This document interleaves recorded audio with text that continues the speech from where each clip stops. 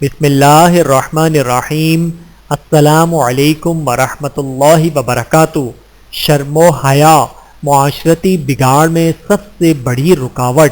رسول اکرم صلی اللہ علیہ وآلہ وسلم نے ارشاد فرمایا، لوگوں کو سابقہ انبیاء کی جو باتیں ملی ہیں ان میں یہ ہے کہ جو تم میں سے حیا ختم ہو جائے تو جو چاہو کرو۔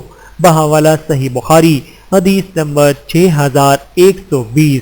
پاکستانی معاشرے میں تمام تر خامیوں کے باوجود شرم و حیا اور غیرت بڑی حد تک موجود ہے، جس کی وجہ سے معاشرہ بڑی تباہی و بربادی سے بچا ہوا ہے۔